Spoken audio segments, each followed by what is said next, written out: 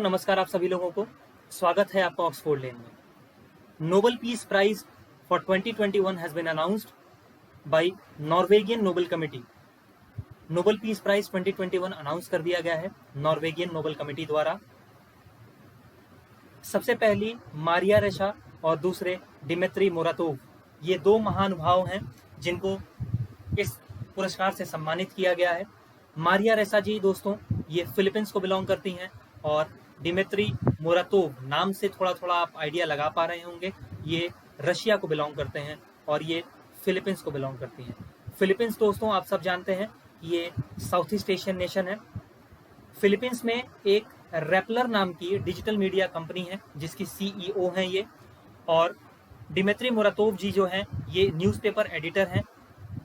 नोवाजा गैजेटा इनका एक न्यूज़पेपर है जो कि रशिया में एक बहुत ही सम्मानित और बहुत ही फेमस न्यूज़पेपर है, क्योंकि ये वहाँ की जो अथॉरिटेरियन रेजीम है उसको अपने न्यूज़पेपर में हमेशा क्रिटिसाइज करते रहते हैं। सबसे खास बात याद रखने की ये है दोस्तों कि ये दोनों लोग जर्नलिज्म को बिलोंग करते हैं, ये दोनों लोग जर्नलिस्ट हैं, ठीक है। इनको नोबेल पीस पुरस्कार मिलने का कारण क्या था? नोबेल पीस प्राइज मिलने का कारण इनका ये था कि इन्होंने फ्रीडम ऑफ एक्सप्रेशन को लेके, फ्रीडम ऑफ एक्सप्रेशन आप सब जानते हैं, freedom of expression is the fundamental right. आपके कॉन्स्टिट्यूशन, इंडियन कॉन्स्टिट्यूशन में भी under article 19 it is mention freedom of expression. हमारे देश में नहीं लेकिन फिलीपींस में और रशिया में इनको लगता है कि फ्रीडम ऑफ एक्सप्रेशन कहीं ना कहीं गवर्नमेंट कॉम्प्रोमाइज करती है इससे। इस वजह से गवर्नमेंट की जहां भी गवर्नमेंट इसको कॉम्प्रोमाइज करती है इनके फ्रीडम ऑफ एक्सप्रेशन से अपने सिटीजन के, तो वहां ये गवर्नमेंट को क्रिटिसाइज करने का काम करते हैं। और साथ ही साथ इन्होंने प्रेस फ्रीडम के लिए भी बहुत काम किया है। यही कारण है कि इनको नोबेल पीस प्राइज से सम्मानित किया गया है ऑफ 2021। आइए एक छोटी सी ट्रिक की मदद से जल्दी से इनका नाम याद कर लेते हैं। आप एक स्टोरी इस तरह से याद कर सकते हैं कि मारिया एक लड़की थी जो कि बहुत कम बोलती थी, फिर उनको एक मित्र मिला जिसका नाम मूरत था, ठीक है। आप यहाँ पे लिख सकते हैं कि मारिया एक लड़की थी जिनको एक मित्र मिला जिसका नाम क्या था? मूरत था। उसके बाद वो बोलने लगी। मारिया इस तरह बहुत शांत रहती थी, उनको एक मित्र मिला जिसका नाम क्या था? मूरत था। उसके बाद वो बोलने लगी। तो मारिया का मित्र कौन था दोस्तों? मारिया का मित्र मूरत था। मारिया से आप मारिया रेशा और मित्र और मूरत से आप डिमित्री मुरातोव याद रख सकते हैं। दोस्तों ये फैक्चुअल न्यूज पढ़ के सिर्फ आगे बढ़ जाना is not the way of reading current affair. Art of connectivity is very important art of reading a newspaper. अगर आप अपने न्यूज को पढ़ने के बाद उसको फैक्चुअल डाटा से कनेक्ट कर पाते हैं तो आप सही ढंग से न्यूज पढ़ रहे हैं।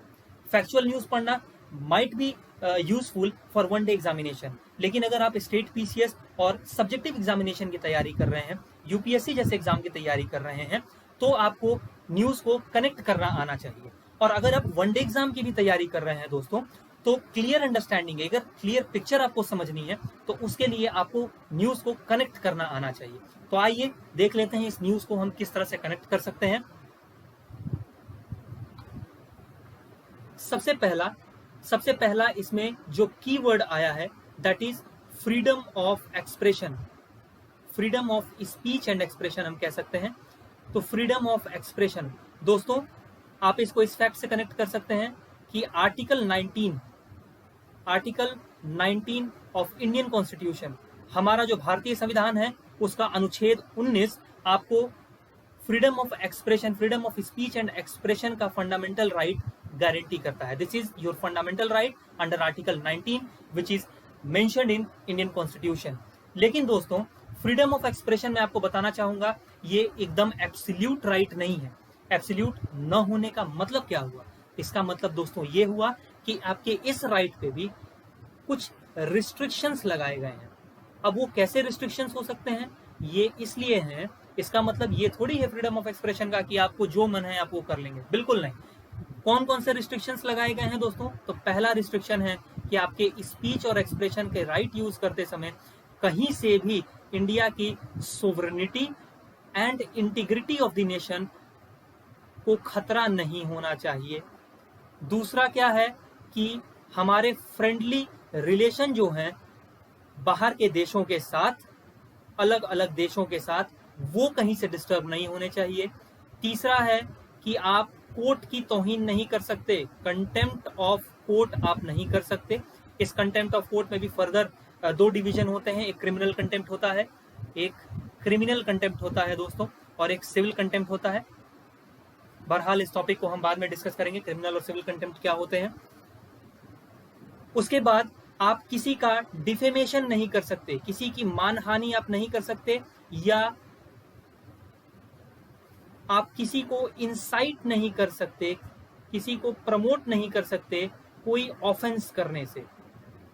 कोई ऑफेंस करने के लिए, कोई इलीगल एक्टिविटी करने के लिए आप किसी को बढ़ावा नहीं दे सकते, अपने स्पीच एंड एक्सप्रेशन से किसी को प्रोवोक नहीं कर सकते। दीज आर द रिस्ट्रिक्शंस जो कि आपके फ्रीडम ऑफ एक्सप्रेशन पे लगाए गए हैं। ये सबसे पहली कनेक्टिविटी थी, सबसे पहला फैक्ट था जिससे हम कनेक्ट कर सकते थे। क्यों? क्योंकि फ्रीडम ऑफ एक्सप्रेशन पे ही तो इन दोनों महानुभावों को नोबेल पीस सम्मान से सम्मानित किया गया है। ठीक है, चलिए दूसरी फैक्ट जिससे हम इस चीज को कनेक्ट कर सकते थे वो क्या है दोस्तों? दूसरा फैक्ट ये है कि हमने इंडिया के लेवल पे आके तो देख लिया, अगर हम ग्लोबल पिक्चर की बात करते हैं मित्रों, तो ग्लोबल पिक्चर में, ग्लोबल पिक्चर यानी इंटरनेशनल लेवल पे अगर हम बात करते हैं, तो इंटरनेशनल लेवल पे भी एक ऐसा कानून है, एक ऐसा डिक्लेरेशन है जिसको कोडिफाई करते समय freedom of speech and expression को मेंशन किया गया है। उसका नाम है United nation declaration of human right. United nation declaration of human right.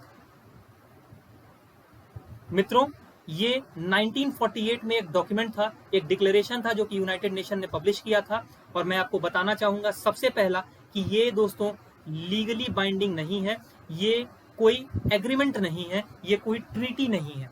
ठीक है, ये सिर्फ एक डिक्लेरेशन है। ये सिर्फ इस बात का सबूत है कि इंटरनेशनल लेवल पे भी freedom of speech and expression या ह्यूमन राइट को महत्व दी जाती है, और ह्यूमन राइट एक वैल्यूएबल कंसेप्ट है इंटरनेशनल सिनेरियो में, इंटरनेशनल लेवल पे भी। ठीक है, इसमें भी दोस्तों आर्टिकल 19 में ही, हमारे कॉन्स्टिट्यूशन में हमने पढ़ा था अभी जस्ट आर्टिकल 19 में, इसमें भी आर्टिकल 19 में ही दोस्तों फ्रीडम ऑफ स्पीच और एक्सप्रेशन की बात की गई है। Freedom of speech and expression की बात की गई है। ठीक, तीसरा फैक्ट आप ये कनेक्ट कर सकते हैं दोस्तों कि जब हम फ्रीडम ऑफ स्पीच और एक्सप्रेशन की बात करते हैं, आप देखें मित्रों कि ये दोनों जो थे, जिन लोगों को, एक फिलीपींस से और एक रशिया से, ये दोनों जर्नलिस्ट थे। जर्नलिस्ट अगर freedom of speech and expression की बात करता है दोस्तों, तो ये कहीं ना कहीं फ्रीडम ऑफ प्रेस को प्रोटेक्ट करने की बात करते हैं। अब ये फ्रीडम ऑफ प्रेस क्या है? तो फ्रीडम ऑफ प्रेस दोस्तों, हमारी मीडिया को कितना अधिकार प्रोवाइड किया गया है, कितनी लिबर्टी उनको प्रोवाइड की गई है कि वो गवर्नमेंट को क्या क्रिटिसाइज कर सकते हैं, गवर्नमेंट के वर्क को क्रिटिसाइज कर सकते हैं। इस आधार पे, उनके फ्रीडम के आधार पे, जब डेमोक्रेसीज को और अलग अलग कंट्री को कंपेयर किया जाता है, तो इसी कंपैरेटिव फॉर्मेट पे एक रिपोर्ट पब्लिश की जाती है। इसी कंपैरेटिव फॉर्मेट पे दोस्तों एक रिपोर्ट पब्लिश की जाती है जिसका नाम है वर्ल्ड प्रेस फ्रीडम इंडेक्स। ये कौन पब्लिश करता है दोस्तों? तो ये एक फ्रांस बेस्ड एनजीओ है, फ्रांस का एक एनजीओ है मित्रों, जिसका नाम है reporters without border. Reporters without border नाम का एक एनजीओ है जो कि इस रिपोर्ट को पब्लिश करता है। राइटिंग के लिए आपसे क्षमा चाहेंगे हम। ठीक है, चौथा फैक्ट हम इससे क्या जान सकते हैं दोस्तों? चौथा फैक्ट हम इससे क्या कनेक्ट कर सकते हैं दोस्तों? तो ये है कि 1950 में सुप्रीम कोर्ट के सामने एक बड़ा ही चैलेंजेबल केस आया था, एक बड़ा ही इंटरेस्टिंग केस आया था जिसका नाम था Romesh Thapar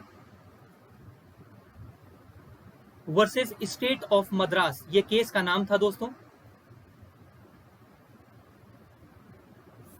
रोपेश Thappar versus State of Madras, जिसमें सुप्रीम कोर्ट ने इस बात को एक्सेप्ट किया था कि यस, प्रेस फ्रीडम जो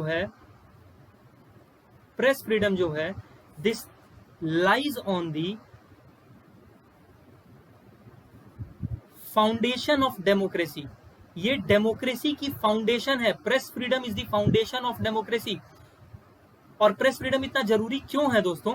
क्योंकि आर्टिकल 19 के तहत आपने देखा कि freedom of speech and expression आपको प्रोवाइड किया गया है। डेफिनेटली आपके पास राइट टू इंफॉर्मेशन है, आप इंफॉर्मेशन ले सकते हैं।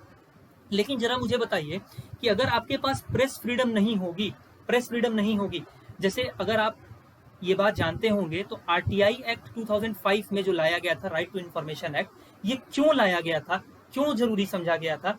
क्योंकि आर्टिकल 19 के तहत जो आपको freedom of speech and expression provide किया गया है वो किस काम का होगा जब आपके पास कोई इंफॉर्मेशन ही नहीं होगी। तो इसी इंफॉर्मेशन का सोर्स मीडिया भी तो है, ठीक है। इस वजह से सुप्रीम कोर्ट ने कहा कि press freedom is the foundation of democracy. और आप सब जानते होंगे कि there are 4 pillars of democracy. Democracy के 4 पिलर होते हैं। डेमोक्रेसी के दोस्तों 4 पिलर होते हैं। 3 पिलर का नाम तो बहुत फेमस है, आप सब जानते होंगे।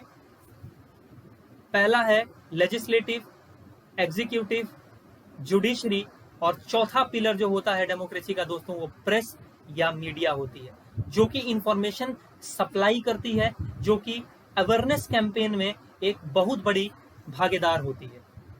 अगर मित्रों इस तरह से आप किसी भी न्यूज को कनेक्ट करके पढ़ेंगे तो न्यूज के साथ साथ आपके फैक्ट जो कि एग्जाम में पूछे जा सकते हैं, ऐसे फैक्ट आपके स्टैटिक पोर्शन भी आपके करंट के साथ साथ तैयार होते रहेंगे। मैं उम्मीद करता हूं मेरा ये इनिशिएटिव आपको पसंद आया होगा। ऐसे ही और वीडियो देखने के लिए please share and subscribe Oxford Lane और लाइक बटन जरूर प्रेस करें। Thank you.